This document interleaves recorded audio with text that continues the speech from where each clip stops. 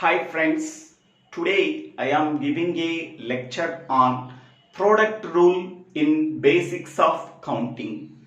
In basics of counting, there are two types of rules. First one is sum rule and second one is product rule.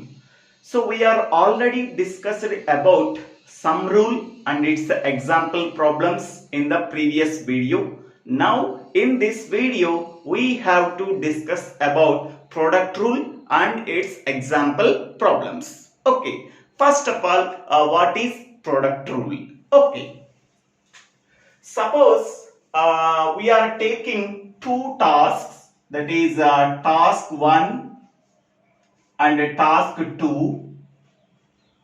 So task 1 can be denoted by T1 and task 2 can be denoted by T2. Next, T1 task can be done in N1 different ways.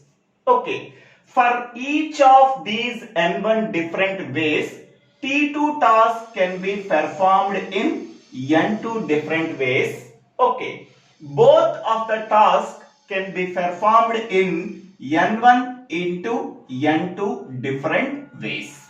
Okay, so this is nothing but a product rule. Okay, once again I am telling, suppose that there are two tasks, that is task 1 and task 2. Task 1 can be denoted by T1 and task 2 can be denoted by T2. These two tasks are done in sequence. That means T2 task can be performed after performing T1 task. Okay, so because of that reason, these two tasks can be performed in sequence. Okay, that means one after the other. After completing T1 task, T2 task can be performed. Okay, now if T1 task can be performed in N1 different ways, okay, for each of these N1 different ways, T2 task can be performed in N2 different ways.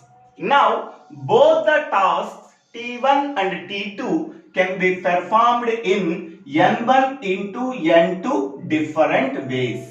So, this is called as product rule. Okay, this is called as product rule. Now, we can go for a general rule. So, what is general rule? In the general rule, so k tasks are performed. How many number of tasks are performed?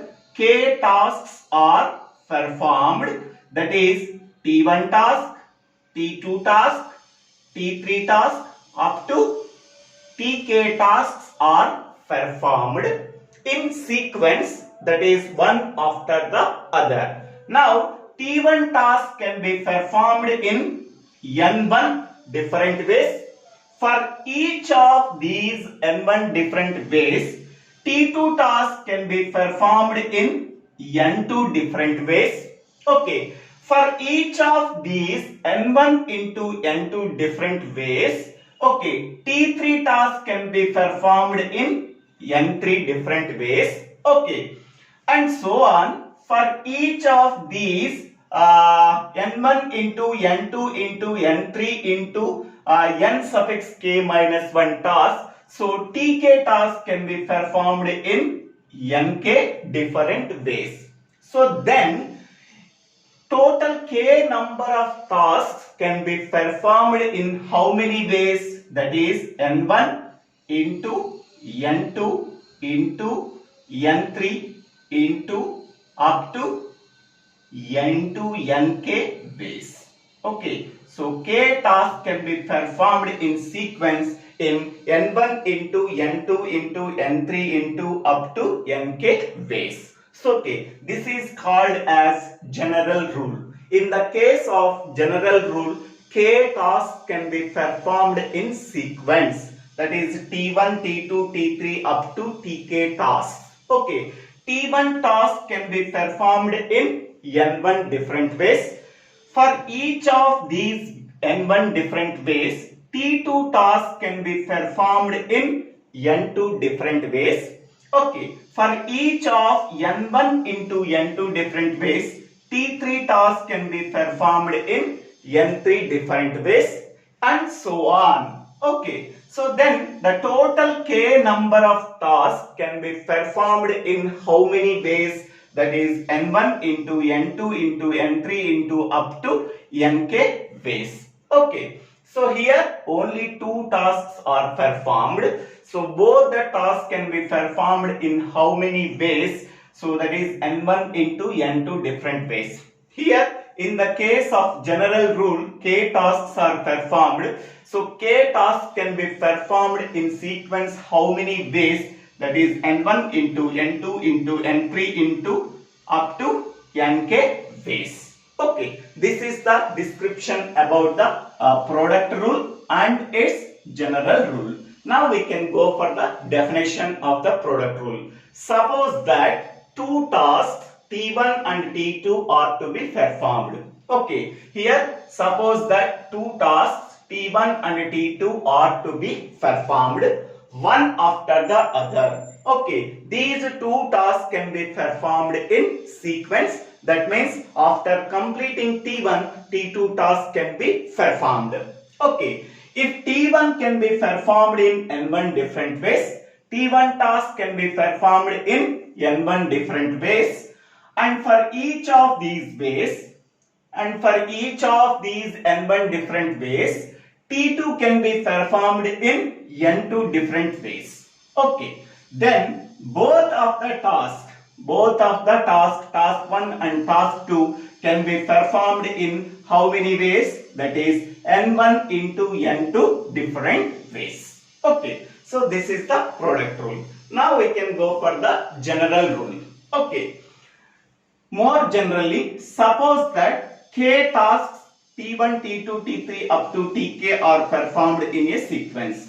So here k tasks that are starting from T1 and ending with Tk are performed in sequence. That is one after the other. After completing T1, T2 is started. After completing T2, T3 is started. After completing T3, T4 is started. After completing T suffix k minus 1 task, we are completing Tk task.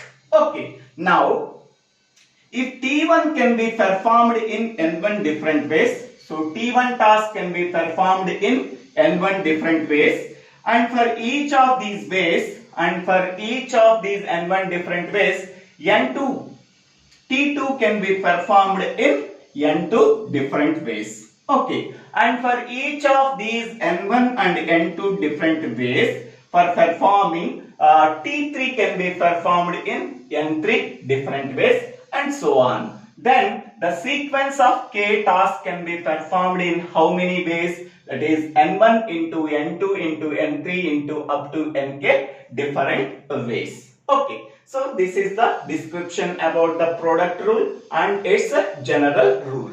Okay, we can go for the example problem. Suppose a person has 5 shirts and 7 ties. How many ways a person can choose a shirt and tie? Okay, here there are two tasks are there. The first task is a person can choose a shirt, and the second task is a person can choose a tie. Okay, T1 task can be performed in how many ways? That is 5 ways. And a T2 task can be performed in how many ways? That is 7 ways. Okay, task 1 is to select a shirt. Task 2 is to select a tie. Task 1 can be performed in how many ways? That is 5 ways. 5 shirts are there. So each 5 shirts are there. Okay, so one shirt can be selected in how many ways? So that is 5 ways. Okay, task 2 is a person can choose a tie. How many ties are there? 7 ties are there. A person can choose one tie among the 7 ties is 7 ways. Okay, so one tie, one way. So 7 ties are there. So 7 ways are there. Okay, so that is for suppose we are taking one shirt. Okay, so for one shirt among the 7 ties we can choose any tie. Okay, so for S1 shirt we can choose among 7 ties he can choose one tie. He can choose one tie. Okay, how many ways are there? That is 7 ways are there. Okay, next for shirt 2, okay, among 7 ties he can choose a one tie. Okay, so how many ways are there? 7 ways are there. Okay, for shirt 3, among 7 ties he can choose a one tie, that is 7 ways. For shirt 4, among 7 ties he can choose any one tie. So how many ways are there? 7 ways are there. For shirt 5, so among 7 ties he can choose any one tie. So that is 7 ways are there. So total number of ways are there. How many number of ways? That is 35 ways are there. Okay, how we are getting 35? That is N1 into N2. N1 means the task of selecting a shirt in task 1. How many number of shirts are there? 5 shirts are there. How many number of ways are there? So 5 ways are there. For each and every shirt we can choose one way. So 5 shirts are there. That is the 5 ways are there. Into N2. N2 means task 2 can be performed in N2 ways. Task 2 is a person can choose a tie. How many number of ties are there? 7 ties are there. So for one tie, one way is there. 7 ties are there. 7 ways are there. So that is 5 into 7, that is equal to 35 ways. Okay, task 1 performed in N1 different ways. Task 2 can be performed in N2 different ways. Okay, so for each of the N1 different ways, task 2 can be performed in N2 different ways. So both of the tasks can be performed in how many ways? That is 5 into 7, that is N1 into N2, that is equal to 35 ways. Okay, for each and every shirt, okay, he can choose any one tie. Okay, for each and every shirt, okay, he can choose among the 7 ties. So one tie he can select. How many number of ways are there? 7 ways are there to select one tie suitable for shirt 1.